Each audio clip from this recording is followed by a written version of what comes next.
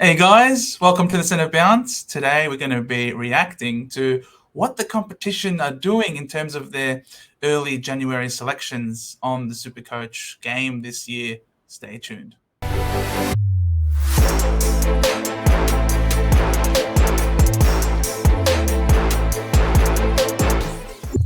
Big J, how you doing?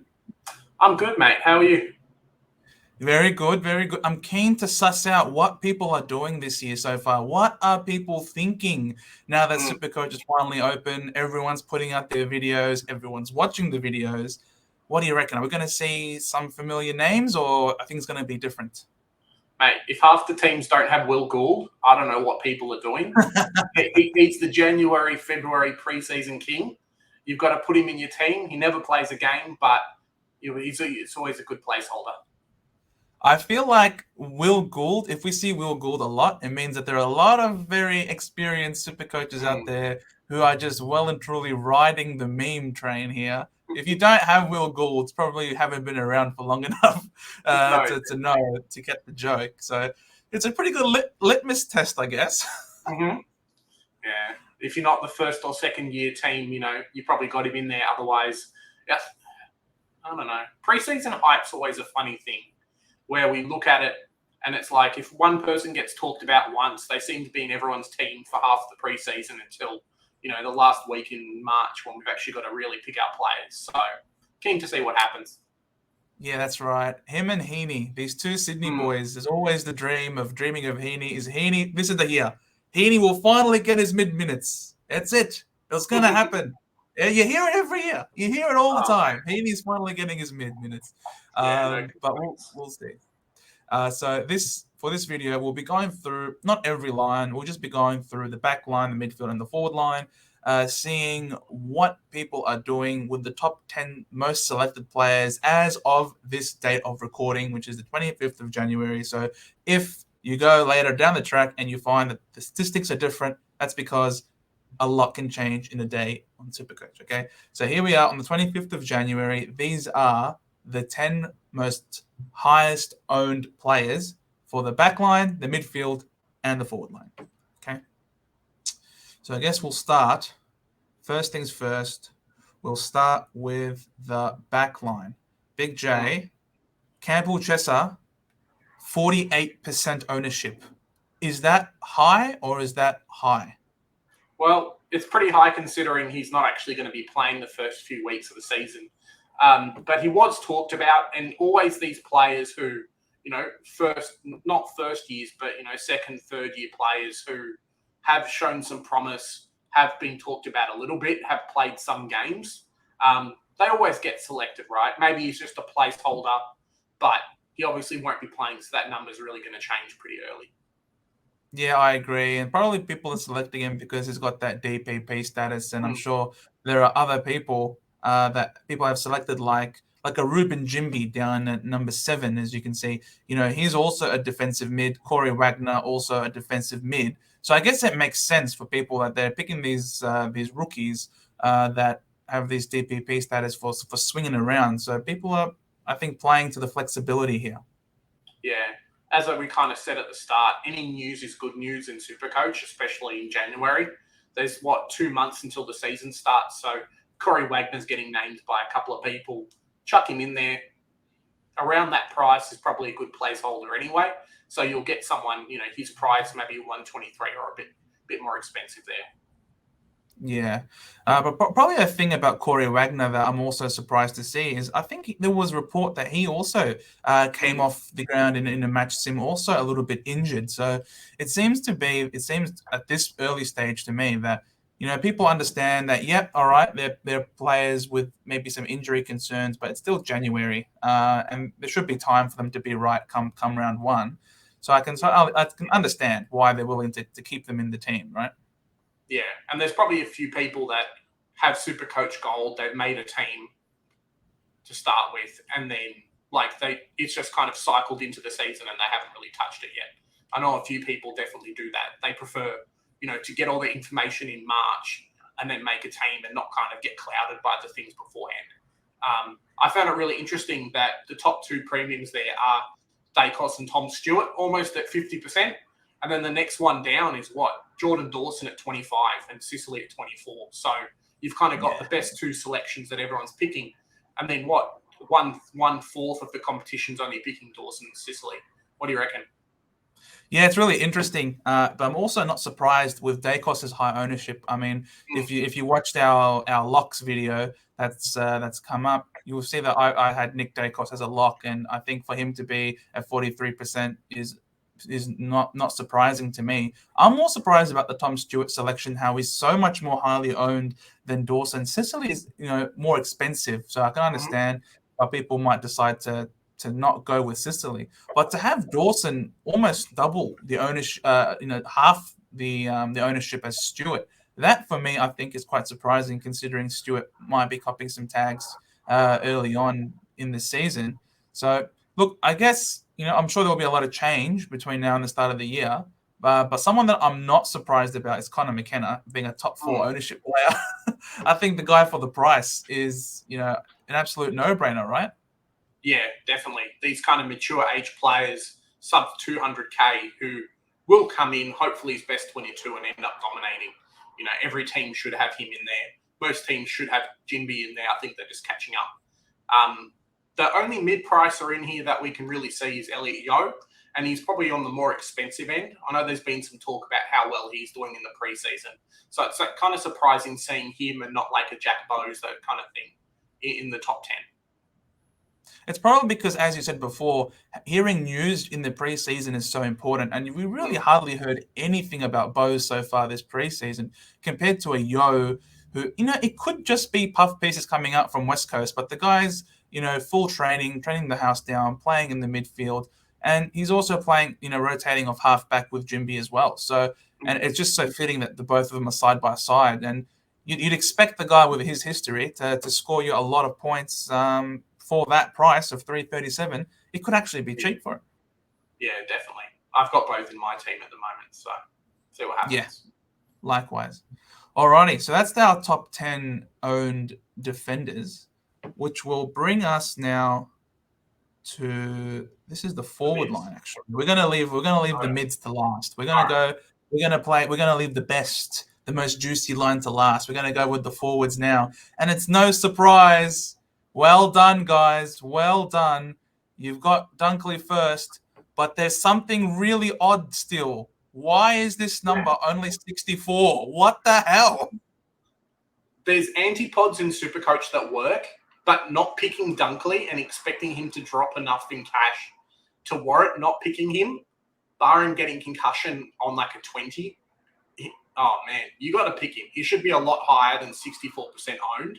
I'm really surprised that he's not, but I'm hoping that evens itself out. Once the preseason games happen and there's some actual scoring and notes coming out, he better be closer to 100. Yeah, I'm shocked. I'm absolutely speechless at this point. As I say, as I'm speaking, that's ridiculous. I'm just going to move on. I'm sure people will realize later down the track. Toby McLean in second place. Not a surprise that he's so high, but I'm surprised he's ahead of Taranto. Like, I thought Taranto would be probably the second highest selection. Yeah, similar to McKenna, I guess a lot of people are jumping on these mature age guys, the ones that have scored well in the past. In our Supercoach Locks video, I'm just looking over the list now, and there's 4 out of 5 guys almost on our list that we talked about. So someone's watching our content there. McLean's definitely high picked. Taranto the same as well. Seems to be dominating the preseason. Great pick there. And then you've got Nick Madden. So basically he's going to be everyone's R3 selection. I'm not sure why he hasn't been like the highest rated, the highest scoring picked player, but what can you do so far? Yeah, exactly. Come to that ruck forward status is just too clutch. And it just works so well with people who have Darcy Cameron in their team. Number 6 on the most owned. I think he was a lock for us in our video, and someone that everybody should have. And I definitely am on board with that pick. One I'm not on board with is Nat Fife at number 7 and Josh Sin number 5. Sin is still injured, and they're not rushing him back anytime soon. So I don't know why he's so highly owned. There are a lot of other rookies at around that price point and even less that I think are much more likely to get early games. So I probably wouldn't be on Josh Sin or Nat Fife, who did not participate in the match sim, and he's been training exclusively with the forward line, and all reports are that he's going to get next to no mid minutes. So paying $313,000 for Nat Fife, I think 38% is still too high. But having said that, I think a lot of people maybe had him higher owned before, and he's on his way down. I think the next time we do this video, he shouldn't be in the top 10, right? Yeah, I definitely think so. Unless something drastic happens, half of Frio's team gets injured, and then the coach changes his mind, I think Nat Fife's going to be a bit lower. I think there's something to be said about these premiums, though, who, dual Brownlow medalists did score close to 100 or above 100. People picking them because they hope they're going to go back and score that much. But, yeah, if he's solely in the forward line, it's definitely a no from me. Philippou at pick 8 is really good as well. So a lot of people jumping on him. I've seen some footage. He's doing really well. And then Rosie on 33%. I always thought this number would be a lot higher, but maybe there's some people competing with Taranto, your Dunkleys, maybe with Butters and those kind of players as well, where they can only pick 2. So they've either gone Cameron and Dunkley or Taranto and Dunkley, and then, Rosie's kind of the third one out. Yeah, it's interesting. In this list of 10, only 4 of them can be considered primos. And I guess that maybe suggests that a lot of people are not stacking their forward line with a lot of primos, and they're probably going more mid-pricey. And with the anticipation, for example, that a lot of these players during the course of the year will get forward status, whether they be midfielders or ruckmen. And they're just keeping space there in their forward line. I thought Rosie would be higher. For me, he's F3, and I think a lock for the top 6 to 8 forwards. Ben King is one that I'm not surprised about. Over a quarter of teams have him in there. He's going to play every game. He's best 22. The guy is an absolute freak in nature, and he's got support, which he didn't have before. He's got, the Chol Coast, right? That's the joke. They got Marbior Chol absolutely doing sensational. Him and Casbolt have formed a great duo, and now Ben King won't have to do it all on his own. So I think this guy, he's priced really, really low as well, an average of 30 or something. So he should well and truly be able to beat that. He just needs one game where he kicks a bag, and he's definitely capable of that. Yeah, definitely. One of those players. I know Oscar Allen and a couple of others are really around that mark. Obviously, we see Toby McLean's there as well. So, guy that just has a good first game, and then bang, trade him off, come around 6 to 9. Exactly. All right, that's the top 10 forwards, which brings us to the juicy line, the midfield. And the number 1 pick is Will Ashcroft. Any surprise? No. I think some people don't have in their heads that maybe he's not best 22. Maybe he won't score that well just because first, number 1 picks have always scored well in Supercoach. But I guess he wasn't number 1 pick, but you can get what I mean there. But a lot of people don't really realise that, hey, he's playing for Brisbane. It's not like going to Gold Coast or Carlton or North Melbourne. So something to be said there. We've already spoken about Dunkley and McLean and Taranto. So the first real mid is Clayton Oliver. Almost 50%, basically the most expensive player or second most expensive player. Is that a bit of a surprise for you there? I am not surprised. I think had he been any cheaper, then it's roughly $700,000, I think that percentage would be a lot higher. It's just that's a lot of money to pay for one person. But 49%, just under half the competition, recognize that this guy is a walking captain score every week and someone that you're going to own for the entire year, barring a massive injury, God forbid. So Clayton Oliver at 49%, look, I'm kind of happy about that. It means half the competition are going to get burnt by not owning him when I have him as my captain. So I'm really happy about that. Well done, guys. Stay off Clayton Oliver. Campbell Chesser, we mentioned him before. Will Phillips at 48%. I'm actually surprised he's not higher. I think he should be. I think more than half the competition should have this guy on their team, right? Yeah, I think once the preseason games and the stats start coming out, he'll be, probably the most picked player. The kid's dominating every training session, everything that's happening. I think maybe just kind of the overinflated price versus a rookie or a bargain basement rookie like a Sin is scaring some people away. But wait and see. He's going to dominate. He's going to play games. Sin is in no rush to play games. It just makes so much sense for me. And Phillips' role is going to be in the midfield. It just makes sense to me that he should be a lot higher owned than Sin. Yeah, he doesn't have DPP, but come on. Hopper, also 47%. I thought this guy was going to be the mid-pricer of the year, essentially. I thought everybody was going to own Hopper. 47%. Not everyone's convinced. Maybe there's a few autofill teams. People just press the button and just leave it for the rest of the season. So I truly believe, again, with a lot of other people, when the stats come out, Hopper's going to jump. Maybe people are scared away from the price. Maybe they're just taking 5 Uber Primos and they're not having, any mid-prices in their midfield. But it's a bit silly not to have him in there. It's guaranteed to make, 150K probably. Yeah, he's flying in the preseason. Absolute standout. Playing in the midfield in the role that the Tigers need. No brainer to me. And Tuke Miller rounds out the 10th pick there. So he's the second highest of the Uber Primos in the midfield. He's second. So you got Clary at 49, Tuke at 38. So what do you think about that, 11% difference in ownership there?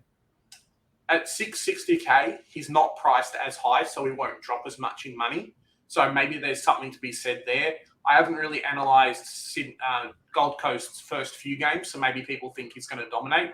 But, he did really well for me last year, so I can see kind of the appeal. Yeah, I understand that as well. And you'd expect there's going to be some progression in his game, Raul's game, Anderson's game.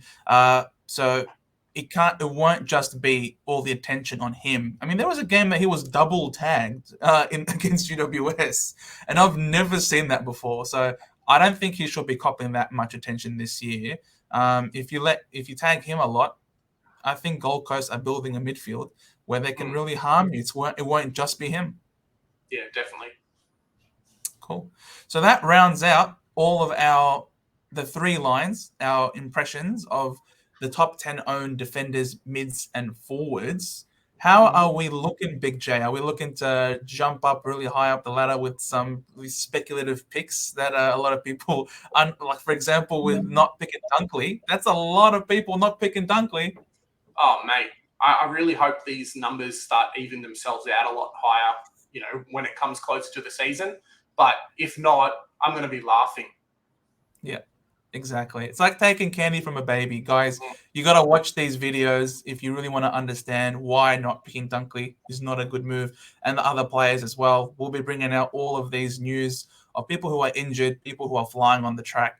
And that will hopefully, in time, make sure that you are on the right side in terms of the selections here. So thank you so much for joining in, guys. Please like, subscribe, all those good things. And join our group that we've got going on the Supercoach page. We put up a video before about the prizes that are there. Come on, guys. If you win, you get a jersey. That's pretty good. Pretty good, man. We'll catch you in the next one. Bye. See ya.